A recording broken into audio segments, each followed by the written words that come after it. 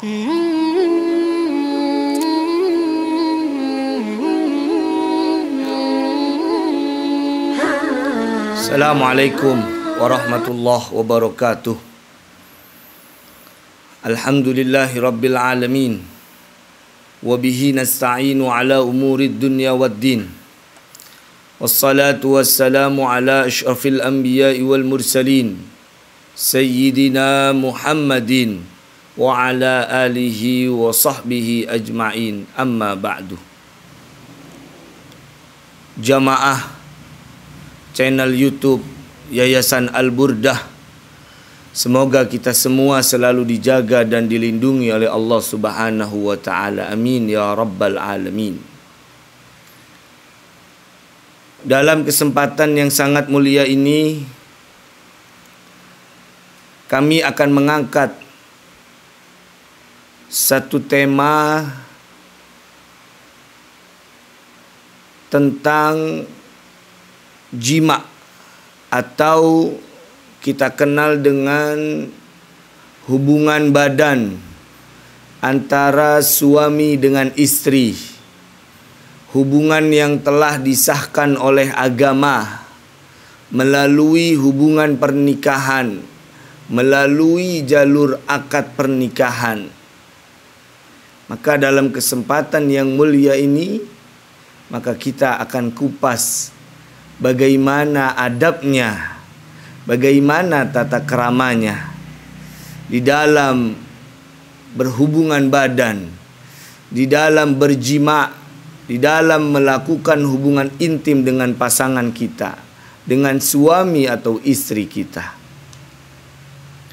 Maka di dalam kitab yang kami pegang, yakni kitab Qurratul Uyun, di sini ada satu bab, ada satu fasal yang menjelaskan tentang adabul jima, tata krama atau cara atau etika bagaimana cara kita berhubungan badan dengan pasangan kita.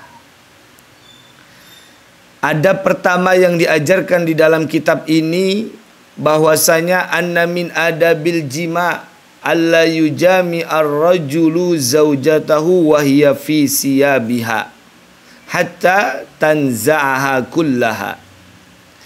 Adab jima yang pertama yang harus dilakukan oleh suami dan istri,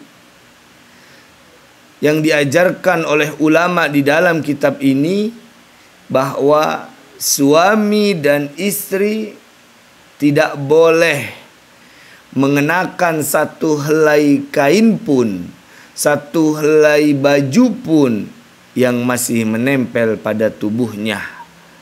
Bahkan dianjurkan untuk dilepas seluruh bajunya.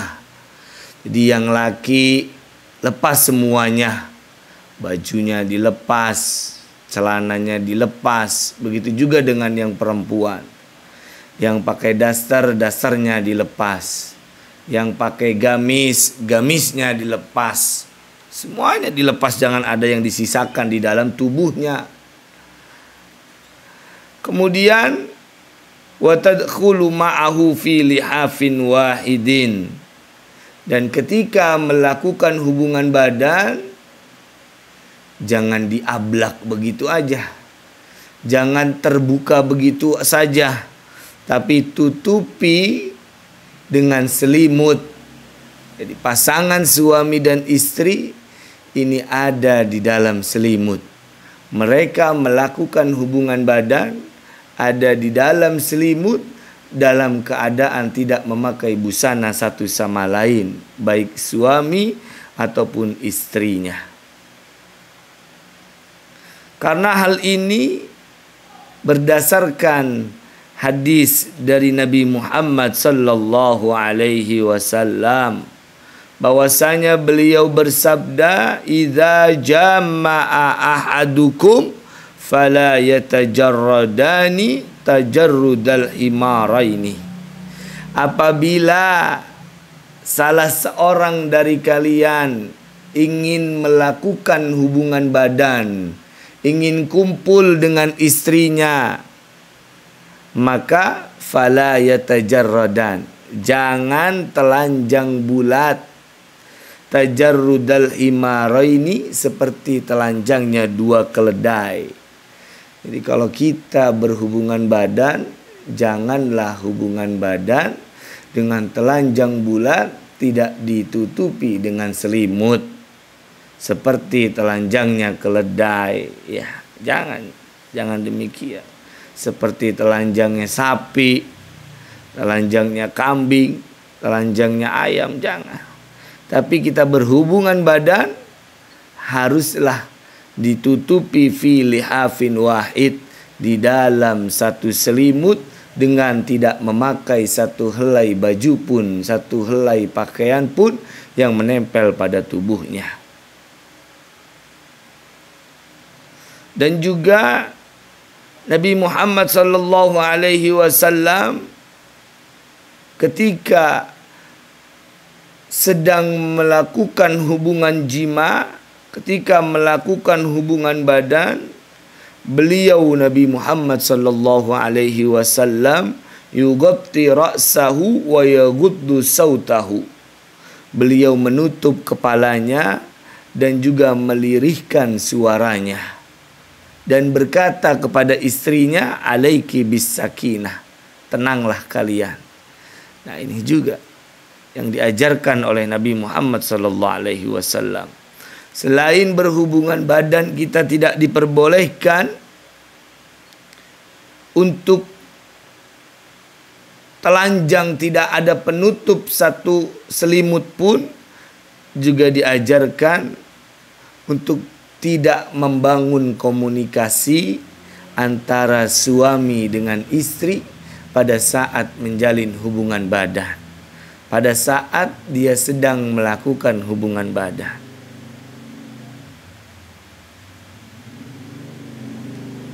Kemudian adab yang selanjutnya yang diajarkan pada saat orang itu sedang melakukan hubungan badan, maka diajarkan oleh ulama, idza arada al-jima' ayyumaziha zaujatahu wa yula'ibuhu bima huwa mubahun.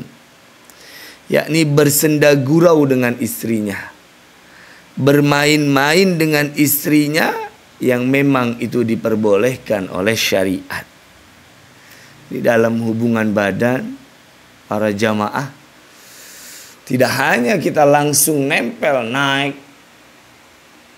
melampiaskan nafsu yang kita punya. Tidak. Tapi adab yang selanjutnya kita diajarkan untuk ada senda gurau terlebih dahulu. Ada bercanda, bermain-main dengan istri terlebih dahulu. Seperti apa bermain yang diperbolehkan dengan istri? Maka di dalam kitab ini dijelaskan al-mulamasah. Yang pertama, dimulai dengan saling menyentuh dan saling meraba. Nah, ini suaminya raba-raba itu istrinya. Apa yang dipunya istrinya udah halal itu semua. Raba, apa aja yang diraba, rabain aja udah.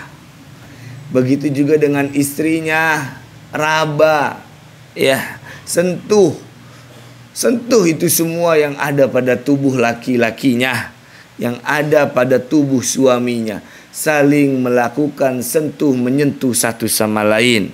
Jangan langsung melampiaskan nafsunya, tapi dimulai dengan bersenda gurau dan bermain-main, yakni dengan menyentuh antara suami dan istri. Kemudian yang selanjutnya wal mu'anaqah, memeluk atau merangkul. Jadi selain ada sentuhan, juga ada meraba, maka suami dan istri juga harus memeluknya, juga harus merangkulnya. Nah, ini jangan asal main aja. Jadi dipeluk dia, dirangkul itu istrinya, suaminya. Selain itu juga yang dianjurkan oleh ulama wal qublah, mencium, dicium istrinya. Ya, istrinya kita cium. Apa yang dia suka cium, kita cium. Namun di sini ulama memberi catatan, kita dianjurkan untuk tidak mencium kedua matanya. Mengapa? Karena kata ulama di dalam kitab ini, wa amma fiha fa muaddin lil firaqi kama ya'ti. Ketika dia melakukan ciuman, melakukan kecupan di kedua matanya, ini bisa mengantarkan lil firaq, kepada perpisahan. Maka ciumlah anggota selain kedua mata. Karena mencium kedua mata bisa mengantarkan kepada perpisahan. Kita cium yang mana aja, yang mana istri itu suka. Bisa diawali tadi dengan menyentuh, meraba, memeluk, merangkul, dan juga mencium di selain kedua mata. Mengapa? Lagi-lagi ada hadis dari Nabi Muhammad sallallahu alaihi wasallam. Beliau bersabda, la yaqa'anna ahadukum alam ra'atihi kama taqa'ul bahimah liyakun bainahuma rasulun. Janganlah kalian mengumpuli istrinya sebagaimana hewan mengumpuli kepada hewan lainnya. Lihat bagaimana hewan. Lihat bagaimana kambing. Kalau dia sudah saling suka, udah naik dah tuh kambingnya. Nggak ada nyium, nggak ada meluk, nggak ada menyentuh, langsung dah tuh nangkring. Nah, manusia jangan begitu. Nabi berpesan, la yaqa'anna ahadukum alam ra'atihi kama taqa'ul bahimah. Jangan sekali-kali salah satu dari kalian ketika ingin melakukan hubungan badan seperti hubungan badannya hewan, yakni tidak ada pendahuluannya, tidak ada senda guraunya, tidak ada bermain-mainnya, tidak ada sentuhan yang dilakukan, tidak ada peluk-pelukan yang dilakukan, dan juga tidak ada ciuman yang dilakukan. Jangan yang seperti itu. Maka Nabi berpesan, liyakun bainahuma rasulun. Jadilah kalian di antara kedua kalian rasul, ada perantara sebelum mengantarkan kepada kalian kepada intinya. Ya. Kemudian ditanya oleh para sahabat, ya Rasulullah, wa mar rasul? Apa yang dimaksud dengan perantara di dalam rumah tangga, di dalam hubungan intim? Apa yang dimaksud? Dijawab oleh Nabi Muhammad sallallahu alaihi wasallam, al-qublatu wal kalam. Ciumin tuh bini kita, ya. Itu istri kita, ciumin. Suami kita, ciumin. Wal kalam. Dan ada komunikasi yang dibangun, ada kemesraan yang dibangun, ada keromantisan yang dibangun. Jadi nggak asal nangkring kayak hewan. Kalau di dalam riwayat lain, di dalam kitab ini menggunakan redaksi di hadis yang lain, riwayat dari imam yang lain, idza jama'a ahadukum fala yatajarradu tajarrudal faras. Apabila salah satu dari kalian melakukan hubungan badan, maka janganlah kosong, ya. Janganlah kosong seperti kosongnya kuda. Yang dimaksud apa? Tidak ada pendahuluannya, tidak ada perantaranya, tidak ada senda guraunya, tidak ada bermain-mainnya. Maka disamakan seperti kuda. Jangan sampai kita punya istri, istri pun juga punya suami. Ketika nafsu syahwatnya sedang naik, batinnya ingin dinafkahi, maka jangan keburu. Ada cara yang diajarkan oleh ulama. Lepaskan baju seluruhnya, masuk ke dalam selimut, berbuat senda gurau, bercanda, menyentuh, memeluk, mencium satu sama lain. Itu yang diajarkan oleh ulama. Lalu apa dari hikmah itu semua? Nah, ini hikmahnya. Hikmahnya, kalau kita melakukan hubungan badan tidak langsung kepada intinya, tidak langsung kita serang itu istri, maka apa hikmahnya? Annal mar'ata tuhibbu minar rajul ma yuhibbu minha.